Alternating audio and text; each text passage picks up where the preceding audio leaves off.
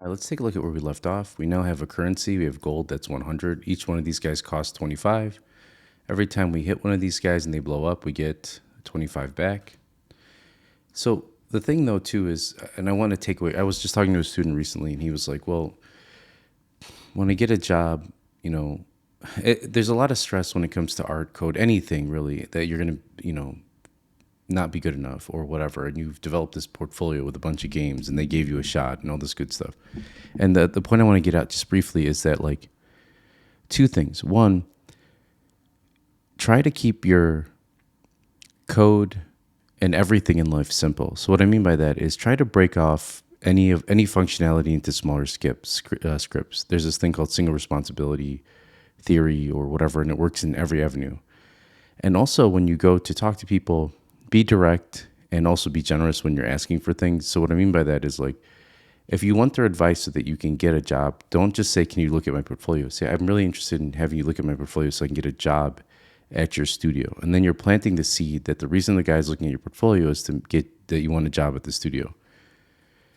And through that relationship, if you feel like they're giving you too much advice or not, the advice is not strong enough or whatever, you take what you can from there, you implement it, and you go back to that person in a respectable amount of time without hounding them.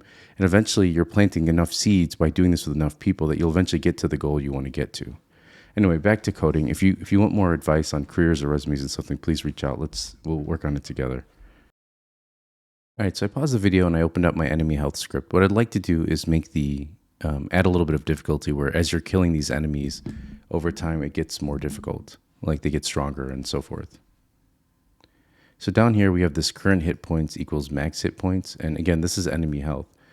So what I'd like to do is adjust the current hit points so that over time it gets stronger. Even the max hit points, like we can increase that as well, so that like after so much time they start to, it takes more turrets, and we need to upgrade our turrets and stuff like that to kill them, which is pretty tower defense like, or destroy them, I should say. To save space, I'm going to get rid of this serialized field here. Because it's always going to be 0 current hit points. And then I'm going to hit Control D on this. And what I'm doing now is I'm going to, every time somebody dies, I'm just going to increase the number of points that it takes to destroy the tanks. So let's call this difficulty ramp, and we'll just make it ramp up by 1 at first. This is going to be a pretty easy change. If you want, you can pause it and see how you would do it. But what I'm going to do inside of here is, after we set our game object to false, I'm just going to take the max hit points here, and I'm going to do plus equals. Remember, this is just saying max hit points equals max hit points plus difficulty ramp.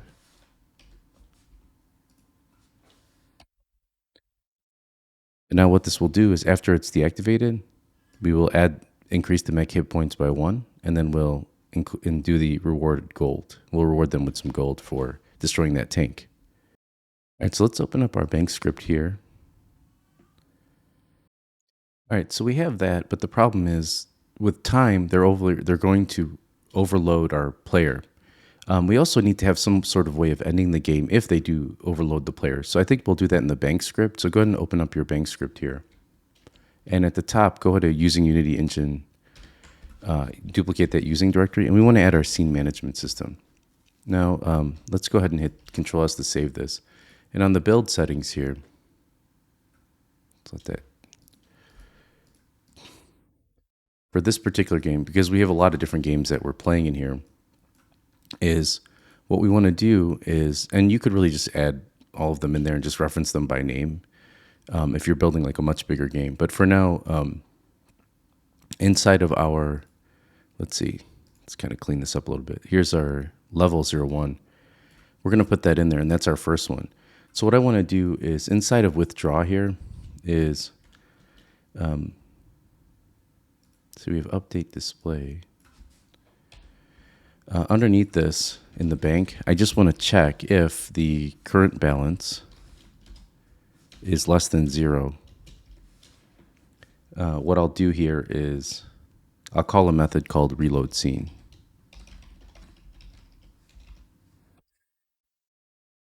And I'm going to hit Control and period here and hit Enter. Now, if you're having trouble with all of hotkeys. It could be you're on a laptop, or if you go to your settings here and you go to key map at the top, make sure it's on Visual Studio 2022.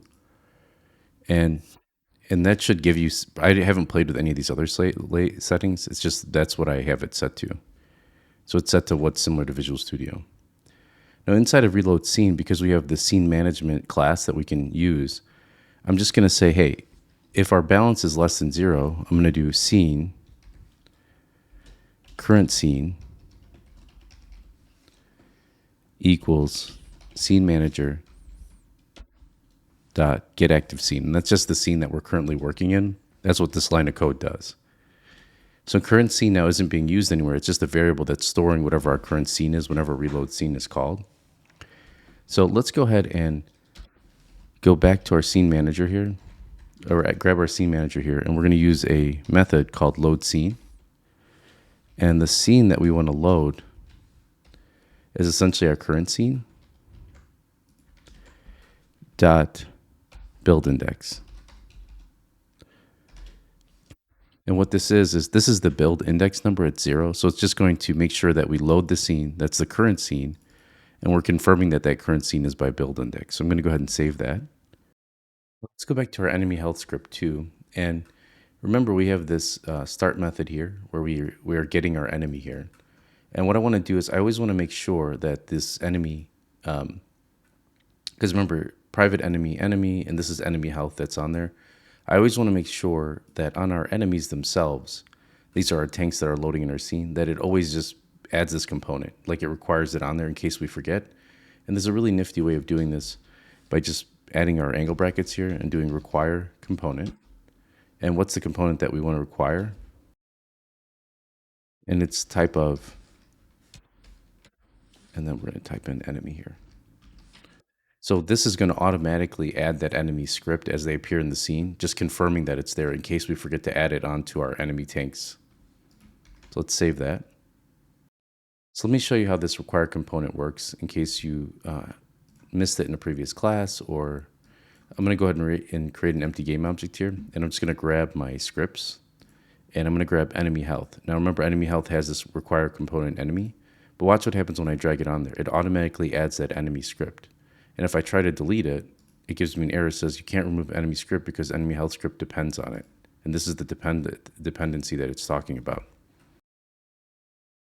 All right, so another thing that's kind of cool is, say you're working with other, which you will, work with other folks. You can add a tooltip onto above your variables here. And what that'll do is it'll give them an idea. So for example, in this one, say we're like, you know what, never make negative, right? So we always want this default ramp to be up. We don't want it to be down to decrease, right? Because we're ramping up. Then we could also add like adds points to adds amount hit points when enemy dies. So this can get a little bit long, and then we'll just say never negative. Maybe that makes it a little bit easier. All right, so let's save this. And when we go inside of here, I'm going to go ahead and grab let's see, enemy prefab and drag him in there. And here's our enemy health script. And if I highlight over my default ramp here, it says adds amount to hit points when enemy dies, never negative. And that's what this tooltip does. So let's delete both of these out. We don't need them right now. All right, let's go ahead and test out that difficulty mechanic. And so we're going to press play here, and I'll add a bunch of these guys.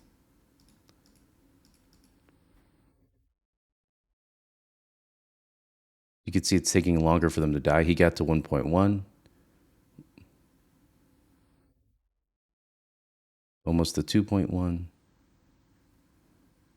So you can see over time, here, let's do this where we just have 2 turrets. It'd probably be better if we increase the speed. So this one, he blew up before he reached 1.1.